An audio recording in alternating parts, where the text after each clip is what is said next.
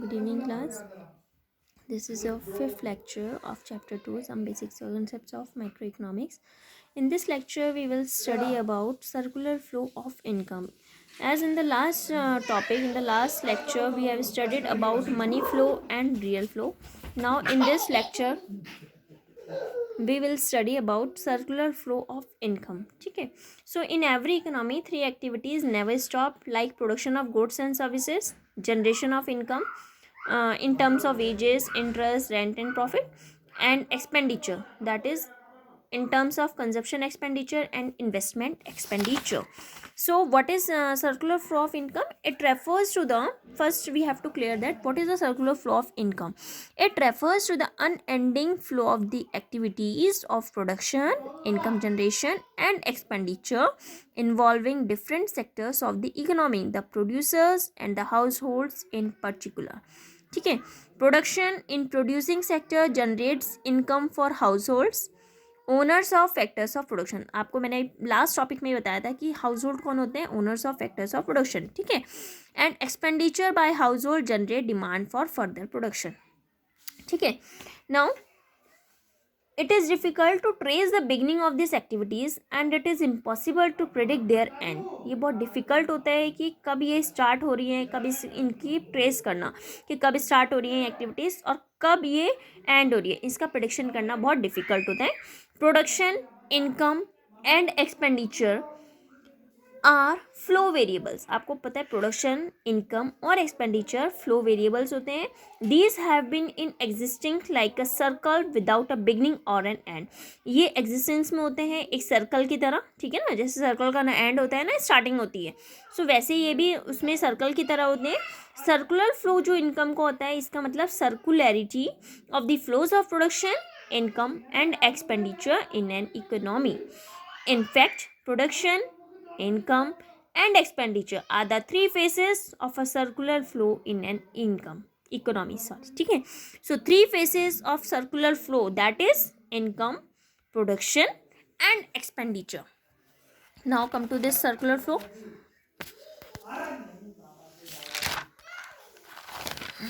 See, this is a circular flow. Production of goods and services. ठीक है.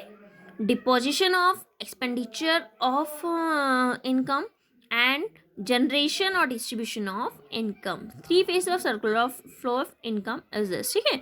So generation of income से क्या हुआ, डिपोजिशन हुआ एक्सपेंडिचर ऑफ इनकम का, उससे प्रोडक्शन हुआ गुड्स एंड सर्विसेज और गुड्स एंड सर्विसेज से इनकम जनरेट हुई. ठीक है. तो these are interdependent on each other.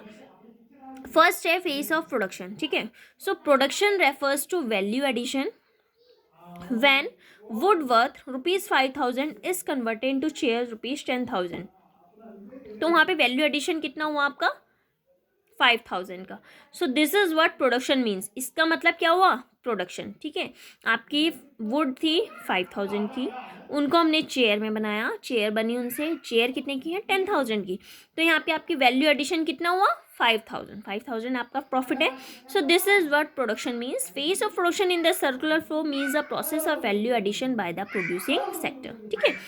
The producing sector higher करता है या परचेज करता है factor of production from the house hold, as we have studied earlier also. So who are the owners of these factors? That is land, labor, capital and entrepreneurship. The factor inputs are used along with the non factor inputs जैसे raw material etc. for the production of goods and services. Goods and services are produced for the satisfaction of human wants. Goods और services produce होते हैं किस लिए, for the satisfaction of human wants. There is no end to human wants. कोई end नहीं होता human wants का. Accordingly there is no end to the process of production. इसी तरह से प्रोसेस ऑफ प्रोडक्शन का भी कोई एंड नहीं है. ठीक है. Now come to the next phase, that is phase of income generation, जिसको हम फेज ऑफ डिस्ट्रीब्यूशन भी बोलते हैं, also called phase of distribution. For rendering their factor services to the producers, household get factor payments, rent for land. ठीक है. हमने house hold ने क्या किया, लैंड दी. ठीक है. प्रोडक्शन के लिए लैंड दी, लेबर, कैपिटल. तो जब उसने लैंड दी तो उसके फैक्टर पेमेंट्स मिली, यानी कि लैंड के लिए रेंट मिला, कैपिटल के लिए इंटरेस्ट मिला और वेजेस सैलरी मिली लेबर के लिए, और एंटरप्रेन्योरशिप के लिए उसको प्रॉफिट मिला. ठीक है.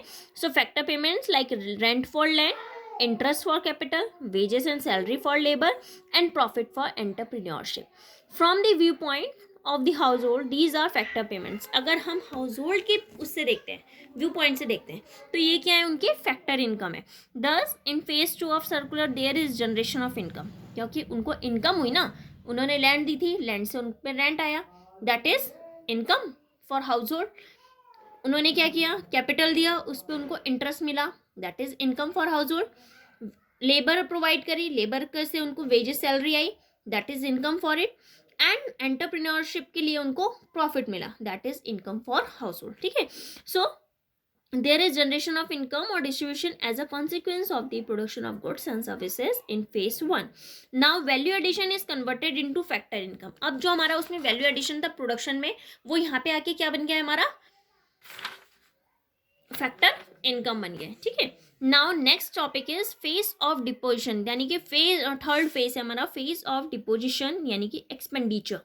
Where does income go. ठीक है, हमारे पास इनकम, पहले प्रोडक्शन हुआ, प्रोडक्शन के बाद इनकम आई, अब ये इनकम कहाँ गई, where does income, it is spent और dispose of on the purchase of final goods and services. ये क्या करा, इससे परचेज करा final goods and services.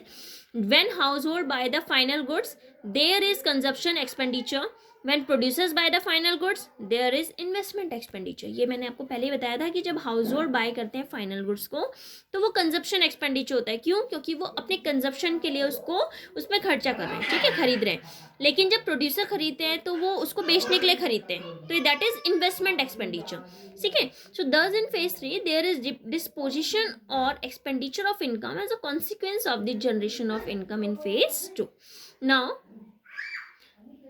it is clear now come to the next point, circular flow model in a two sector economy।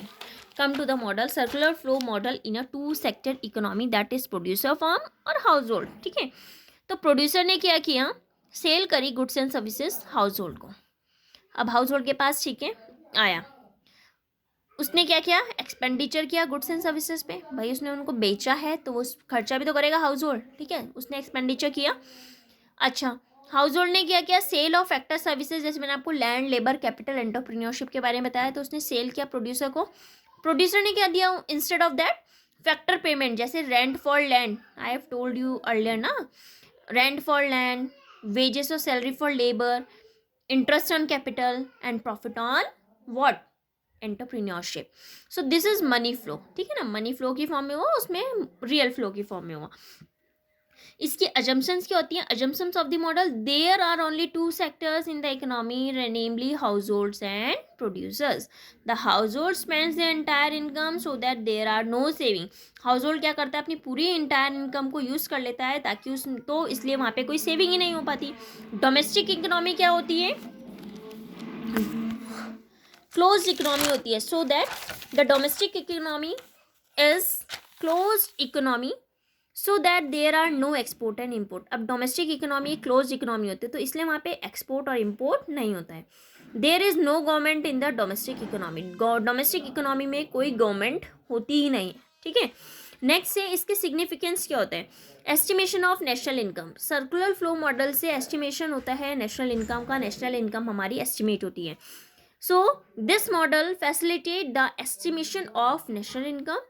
national income क्या होता है, national income is the sum total of factor income, that's a rent, profit, wages, interest flowing from producers to households of a country। ठीक है, now second point is knowledge of intersectoral independence। this model helps understand interdependence among different sectors of the economy। ठीक है, इससे हमें ये पता लगता है कि किस तरह से इंटरडिपेंडेंट है अलग अलग सेक्टर्स ऑफ द इकोनॉमी एक दूसरे पे। ठीक है, सर्कुलर फ्लो ऑफ इनकम को सर्कुलर फ्लो ऑफ मनी भी बोलते हैं।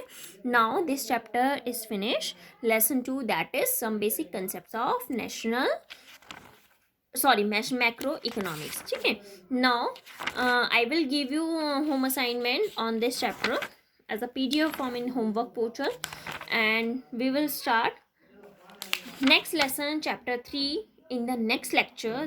chapter 3 is national income and related aggregates।